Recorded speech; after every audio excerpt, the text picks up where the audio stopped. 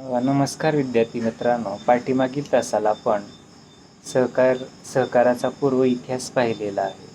तसंच 1956 नंतर सहकारविषयक ज्या समित्या स्थापन केल्या त्याचे अध्यक्ष, त्या समित्यांची नावं, तसेच त्या समित्यांनी सहकारविषयक ज्या शिफारशी केल्या त्याचा अभ्यास आपण केलेला आहे. तर आजच्या तासाला आपण पंचवार्षिक योजना आणि त्या पंचवार्षिक योजनेअंतर्गत सहकारविषयक कुठल्या तरतुदी होत्या त्याचा थोडक्यात आढावा या ठिकाणी घेणार आहोत. तर पहिली जी पंचवार्षिक योजना आहे, तर त्या पंचवार्षिक योजनेमध्ये प्रत्येक खेड्यामध्ये विविध सहकारी सेवा संस्था असावी अशी शिफारस केलेली होती. हे तत्त्व स्वीकारण्यात आले पुढं आणि दरवर्षी 100 कोटी रुपयांचा पतपुरवठा सुद्धा या ठिकाणी करण्याचा प्रयत्न या संस्थेनं किंवा या शिफारशीनुसार करण्यात आलेला किंवा या पंचवार्षिक योजनेमध्ये तशी तरतूद करण्यात आलेली दिसून येते. तसंच नव्याने सहकारी खरेदी विक्री संस्था स्थापन करण्यातही आल्या. याशिवाय पाणी पुरवठा सहकारी संस्था, इतर प्रकारच्या सहकारी संस्था, तसंच मजूर सहकारी संस्था, तसेच औद्योगिक सहकारी संस्था स्थापन करण्यात आल्या. तसंच नागरी भागात गृहनिर्माण सहकारी संस्था सुद्धा स्थापन करण्यात आलेल्या दिसून येतात.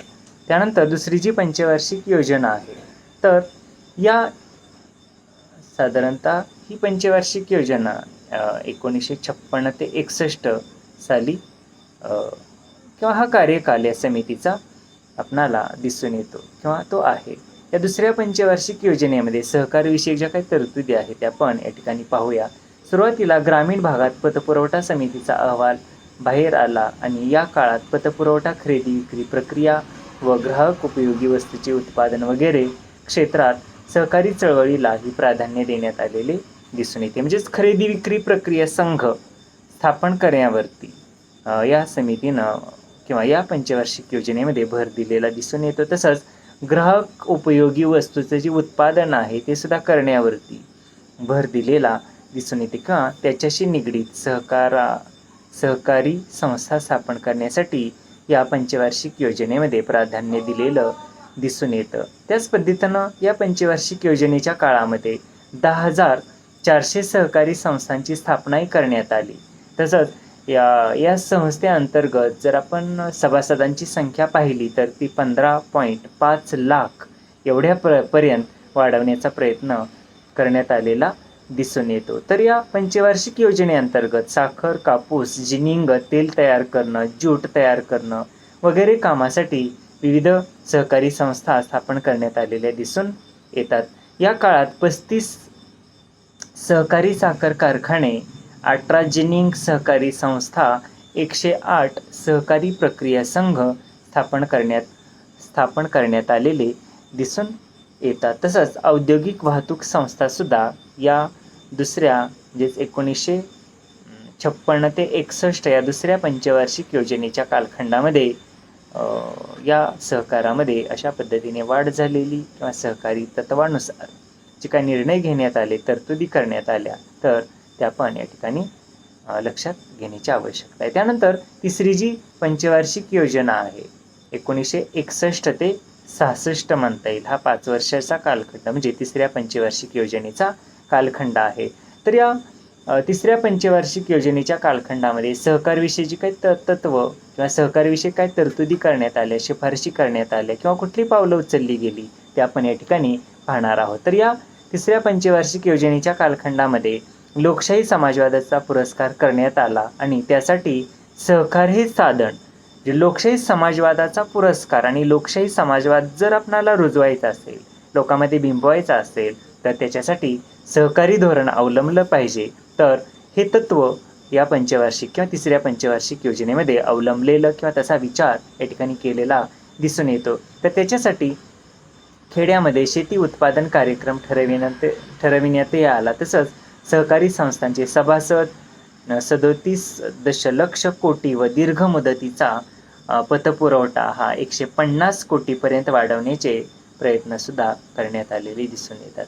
म्हणजे सभासदांची संख्या वाढवणं आणि ग्रामीण भागातील सहकारी संस्थांना कर्ज पुरवठा वाढवणं हे सुद्धा या पंचवार्षिक योजनेमध्ये केलेलं दिसून येतं. आकडेवारी लक्षात ठेवा, 37 दशलक्ष कोटी सभासद वाढवणं, तसंच 150 कोटीपर्यंत कर्ज पुरवठा वाढवणं, अशी 2 उद्दिष्टे या तिसऱ्या पंचवार्षिक योजनेमध्ये निश्चित करण्यात आली. त्यानुसार पावलंही उचलण्यात आलेली दिसून येतात. याच काळात निष्प्रभ झालेल्या संस्थांचे पुनरुज्जीवन करण्याकडे भर देण्यात आला. म्हणजे ज्या संस्था, सहकारी संस्था डबघाईला आलेल्या आहेत, तारण किंवा कर्ज बुडालेलं आहे, किंवा काही धोरणानुसार सभासदांची काही काय म्हणूया त्याला आपण, शेअर्स असतील तर ते काढून घेतलेले असतील, किंवा तोट्यामध्ये आलेल्या संस्था असतील, तर अशी जी काही विविध कारणानुसार किंवा विविध कारणामुळे ज्या सहकारी संस्था डबघाईला आलेल्या आहेत, तर त्याचं पुनरुज्जीवन किंवा त्यांना पुन्हा उभारण्याचं काम या तिसऱ्या पंचवार्षिक योजनेमध्ये केलेलं दिसून येतं. शेती संस्थाही स्थापन करण्याचे प्रयत्न या तिसऱ्या म्हणजेच 1961 ते 66 या कालखंडातील तिसऱ्या पंचवार्षिक योजनेमध्ये केलेलं दिसून येतं. त्यानंतर चौथी जी पंचवार्षिक योजना आहे ती 1969 ते 74 हा तिचा कालखंड आहे. तर या चौथ्या पंचवार्षिक योजनेमध्ये अल्प व मध्यम मुदतीचा कर्ज पुरवठा करण्यावरती भर देण्यात आला. 1960 ते 61 मध्ये 203 कोटी रुपयाचा हा कर्ज पुरवठा होता. तर हा कर्ज पुरवठा 1968 ते 69 मध्ये 490 कोटी एवढ्या प्रमाणात हा कर्ज पुरवठा वाढलेला दिसून येतो. म्हणजे जवळजवळ 2 ते 2.5 किंवा 3 पट एवढ्या प्रमाणात हा कर्ज पुरवठा वाढलेला दिसून येतो. म्हणजे निश्चितच या चौथ्या पंचवार्षिक योजनेमध्ये अल्प आणि मध्यम मुदतीच्या कर्जामध्ये वाढ झालेली किंवा ती गंगाजळी वाढवलेली दिसून येते. त्याच पद्धतीनं जी काही सहकारी संस्था थकबाकी वाढल्याने जे काही बंद पडलेले आहेत किंवा डबघाईला आलेले आहेत, तर अशा संस्थेमध्ये निश्चितच त्यांना पुनरुज्जीवन देण्याचं कार्यसुद्धा या पंचवार्षिक जे चौथ्या पंचवार्षिक योजनेमध्ये केलेले दिसून येतं. 1960 ते 61 मध्ये प्राथमिक सहकारी संस्था ज्या 12,000 होत्या, ते 1967 ते 38 मध्ये 1,71,000 पर्यंत या सहकारी संस्थांची किंवा पतपुरवठा संस्थांची संख्या वाढलेली दिसून येते. म्हणजे निश्चितच सहकारी तत्व जे आहेत किंवा सहकारी संस्थांची या ठिकाणी वाढ करण्यात आलेली, त्यांचं कार्यक्षेत्र तसंच त्यांचा पतपुरवठा जो कोटा आहे तो वाढवलेला निश्चितच दिसून येतो. त्याच पद्धतीनं अल्प व मध्यम मुदतीच्या शेतकऱ्यांच्या पतपुरवठ्याकडे सुद्धा लक्ष देण्यासाठी निश्चितच कर्ज पुरवठाही त्यांना करण्यात आलेला दिसून येतो. तसंच बंद पडलेल्या सहकारी संस्थांचं पुनरुज्जीवन करण्यासाठी सुद्धा या जे तिसऱ्या पंचवार्षिक योजने प्रमाणच चौथ्या पंचवार्षिक योजनेमध्ये सुद्धा प्रयत्न केलेले दिसून येतात. त्यानंतर पाचवी जी पंचवार्षिक योजना आहे तिचा कालखंड आहे 1974 ते 80.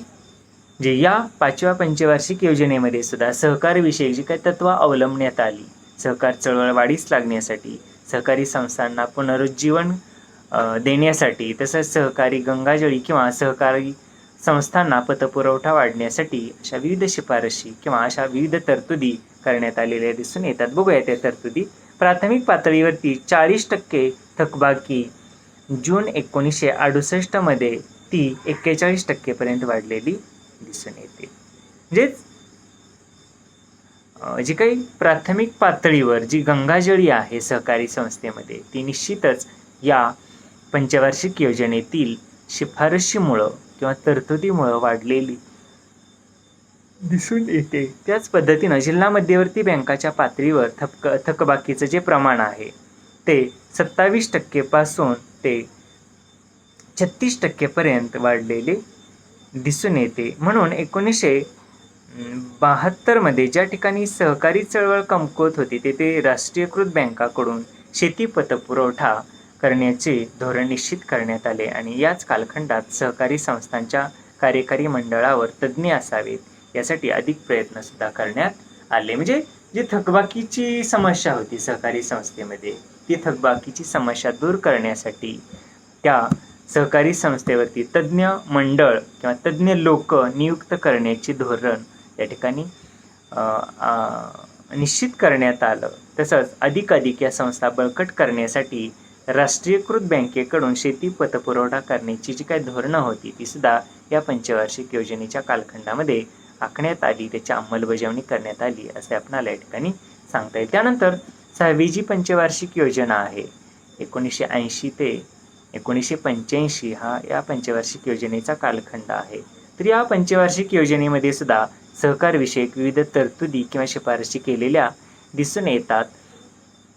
त्यामध्ये आपणाला प्रामुख्याने ग्रामीण भागात सहकारी पतपुरवठ्यामध्ये अधिक फायदा किंवा धनिक कुटुंबियांना मिळालेला होता, म्हणूनच यासाठी मोठ्या आकाराच्या सहकारी संस्थेवर भर देण्याचे या पंचवार्षिक योजनेमध्ये निश्चित करण्यात आले. म्हणजे अधिकाधिक पतपुरवठा वाढवणं, अधिकाधिक लोकांना कर्ज पुरवठा करणं हे उद्दिष्ट या 6व्या पंचवार्षिक योजनेमध्ये निश्चित करण्यात आले. सहकारी चळवळीची जी कार्यक्षमता आहे ती वाढीस लागण्याच्या शिफारशी सुद्धा या ठिकाणी करण्यात आल्या. तसंच व्यवस्थापकांच्या प्रशिक्षणावर भर देण्यात आला. कर्ज पुरवठा पद्धतीमध्ये सुधारणा करण्याचे प्रयत्नही या 6व्या पंचवार्षिक योजनेमध्ये करण्यात आलेले दिसून येतात. तसंच गोदाम बांधणी असेल त्यासाठी सुद्धा अर्थसहाय्य किंवा कर्ज पुरवठा त्याची तरतूद या 6व्या पंचवार्षिक योजनेमध्ये करण्यात आलेली दिसून येते. त्याच पद्धतीने या पंचवार्षिक योजनेतील काही शिफारशीचा जर आपण आणखीन विचार केला तर इसवी सन 1977 ते 78 मध्ये अल्प मुदतीचा कर्ज पुरवठा हा 1650 कोटीपर्यंत, तसंच मध्यम मुदतीचा कर्ज पुरवठा 235 कोटीपर्यंत व दीर्घ मुदतीचा कर्ज पुरवठा 410 कोटी रुपयापर्यंत वाढलेला दिसून येतो. जे निश्चितच कर्ज पुरवठ्याचा जो काही कोटा आहे किंवा रक्कम आहे, जी काही तरतूद आहे ती 6व्या पंचवार्षिक योजनेमध्ये वाढवलेली दिसून येते. तसंच शेती कर्ज पुरवठा हा 5,415 कोटी रुपयापर्यंत वाढवण्याचे प्रयत्न सुद्धा या 6व्या पंचवार्षिक योजनेमध्ये केलेले दिसून येतात. 1978 मध्ये प्राथमिक सहकारी संस्था या 1.16 लाख होत्या. त्यांच्याकडून 13 कोटी रुपयांचा अल्पमुदतीचा पतपुरवठा व 400 कोटी रुपयांचा दीर्घ मुदतीचा कर्ज पुरवठाही लोकांना करण्यात आला. म्हणजे निश्चितच या ठिकाणी या 6व्या पंचवार्षिक योजनेमध्ये कर्ज पुरवठ्याची रक्कम वाढविण्यात आली. सहकारी संस्थामार्फत जो काही विविध संस्थांना लोकांना कर्ज पुरवठा होतो तर त्याचा जो कोटा आहे तो सुद्धा वाढवलेला दिसून येतो. म्हणजे ही आकडेवारी जर आपण लक्षात घेतली तर अल्पमुदतीचा पतपुरवठा हा सुद्धा वाढलेला दिसून येतो. तसंच मध्यम किंवा दीर्घ मुदतीचा जो कर्ज पुरवठा आहे तो सुद्धा निश्चितच वाढलेला दिसून येतो. देशातील सहकारी साखर कारखान्याचा व सहकारी दूध संस्थांचा विकास मोठ्या प्रमाणावर या 6व्या पंचवार्षिक योजनेमध्ये झालेला दिसून येतो. कारण तशा तरतुदीसुद्धा या पंचवार्षिक योजनेमध्ये केलेल्या होत्या, त्याच्या अंमलबजावणीसुद्धा या कालखंडामध्ये झालेली दिसून येते. तसंच पतपुरवठ्याबरोबर सहकारी दूध, कुक्कुटपालन तसंच मच्छीमार अशा संस्थांचा विकास करण्याच्या तरतुदी किंवा अशा संस्थांचा विकाससुद्धा या 6व्या पंचवार्षिक योजनेच्या कालखंडामध्ये झालेला दिसून येतो. त्यानंतर 7व्या पंचवार्षिक योजनेचा जर आपण विचार केला तर 1985 ते 90 या कालखंडामध्ये ही पंचवार्षिक योजना आखण्यात आलेली होती आणि या योजनेअंतर्गत सहकारविषयक ज्या काही तरतुदी केल्या गेल्या तर त्या तरतुदी आपण या ठिकाणी लक्षात घेणं गरजेचं आहे. या काळात काही सहकारी संस्था बंद पडल्याने सहकारी संस्थांची संख्या ही 1982-83 मध्ये जी 94,089 पर्यंत खाली आली, परंतु सभासदांची संख्या मात्र 395 लाख पासून 635 लाखापर्यंत वाढलेली दिसून येते. म्हणजे सहकारी संस्थांची संख्या कमी झाली परंतु सभासदांची संख्या वाढलेली दिसून येते. म्हणजे लोकांना या ठिकाणी सहकाराचं महत्त्व लक्षात आलेलं दिसून येतं. जास्तीत जास्त सभासदांची संख्या या पंचवार्षिक योजनेच्या कालखंडामध्ये वाढलेली दिसून येते, परंतु थकबाकीचं प्रमाण मात्र वाढतच राहिलेलं दिसून येतं. म्हणजेच कर्ज पुरवठा जो या विविध पतसंस्थांनी केला त्याचा परतावा लोकांनी निश्चितच कमी प्रमाणात केला. थकबाकी निश्चितच जास्त प्रमाणात वाढलेल्या आपणाला या कालखंडामध्ये दिसून येतात. देशातील पूर्व भागात सहकारी चळवळ वाढवण्याचे प्रयत्नसुद्धा या 7व्या पंचवार्षिक योजनेच्या कालखंडामध्ये केले गेले. त्याच पद्धतीनं ग्राहक भांडारातर्फे वितरण करण्याचे प्रयत्नसुद्धा या संस्थेअंतर्गत केले गेले. तसंच नोकर वर्गांना प्रशिक्षण देण्यासाठीचे प्रयत्न म्हणजे जो नोकर वर्ग आहे, कामकाज करणारं जे प्रशासन आहे, तर त्यांच्यामध्ये सहकारविषयक जी काही तत्त्व आहे ती वाढीस लागण्यासाठी, त्यांची कार्यक्षमता वाढण्यासाठी त्यांना प्रशिक्षण देण्याची तरतूदसुद्धा या 7व्या पंचवार्षिक योजनेमध्ये केलेली दिसून येते. त्यानंतर 8वी जी पंचवार्षिक योजना आहे तिचा कालखंड 1992 ते 97 असा आहे. या पंचवार्षिक योजनेच्या कालखंडामध्ये सहकारविषयक जी तत्त्व अवलंबली त्याच्यामध्ये आपणाला असं म्हणता येईल की दूध संस्था, सहकारी तेल निर्मिती संस्था तसंच हातमाग सहकारी संस्था यांच्यावरती विशेष प्रयत्न किंवा यांच्या विकासासाठी विशेष प्रयत्न या 8व्या पंचवार्षिक योजनेमध्ये केलेले दिसून येतात. तसंच सहकारी चळवळीला आत्मनिर्भर करण्याचे प्रयत्नसुद्धा या 8व्या पंचवार्षिक योजनेच्या कालखंडामध्ये करण्यात आले. तसंच उत्पादकतेवर अधिक भर देण्यासाठी सुद्धा तरतुदी ज्या काही शिफारशी आहेत त्या या 8व्या पंचवार्षिक योजनेअंतर्गत केलेल्या दिसून येतात. त्यानंतर 9वी पंचवार्षिक योजना आहे आणि त्या अंतर्गत सहकारविषयी केलेल्या तरतुदी आपण या ठिकाणी थोडक्यात बघूया. तर या 9व्या पंचवार्षिक योजनेचा कालखंड जर आपण विचारात घेतला तर तो 1997 ते 2002 हा कालखंड आपल्याला सांगता येईल. तर सहकारी चळवळीमध्ये एकसारखी वाढणारी जी थकबाकी आहे, एकूणच अयोग्य व्यवस्थापन वगैरे कारणामुळे कदाचित 9व्या योजनेत सहकारी चळवळींना विशेष प्राधान्य दिलेले दिसून येत नाही.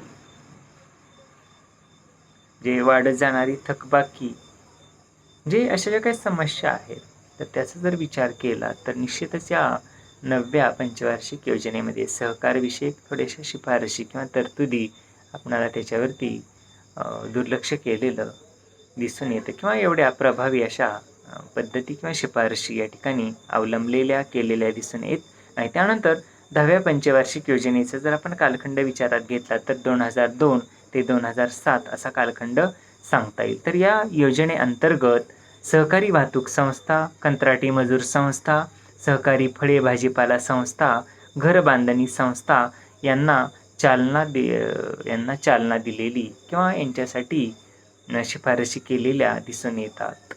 त्यानंतर आपण 11व्या पंचवार्षिक योजनेचा जर विचार केला तर त्या अंतर्गत सहकारविषयक काही शिफारशी करण्यात आल्या. तर त्यामध्ये सर्वकष विकासाचा पाया मजबूत करून सर्वांना फायदा मिळावा या उद्देशानं ज्या काही पायाभूत सुविधा आहेत, तसंच प्रक्रिया व विक्रीच्या सुविधा आहेत, तसंच सेवा सहकारी संस्था असतील, शीत साठवण म्हणजेच कोल्ड चेंबर असतील, तर यावर विशेष सहाय्य देण्यासाठी त्यांना विशेष अर्थसहाय्य किंवा पतपुरवठा करण्यासाठी या 11व्या पंचवार्षिक योजनेमध्ये निश्चितच प्रयत्न केलेले दिसून येतात. तर अशा पद्धतीने आपणाला या ठिकाणी ह्या एकूण 11 पंचवार्षिक योजना, त्यांचा कालखंड आणि त्या पंचवार्षिक योजनेमध्ये सहकार चळवळ वाढीस लागण्यासाठी केलेल्या शिफारशी आणि सहकार चळवळ कशी वाढीस लागली, कशा पद्धतीच्या तरतुदी केल्या याचा थोडक्यात आढावा आपण या ठिकाणी पाहिलेला आहे.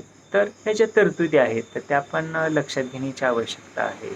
कालखंड, योजना किती आहे आणि त्या अंतर्गत केल्या गेलेल्या सहकार चळवळीविषयक किंवा सहकारविषयक शिफारशी आपण 2, 3, 4 अशा टप्प्यामध्ये विचारात घेण्याची आवश्यकता आहे.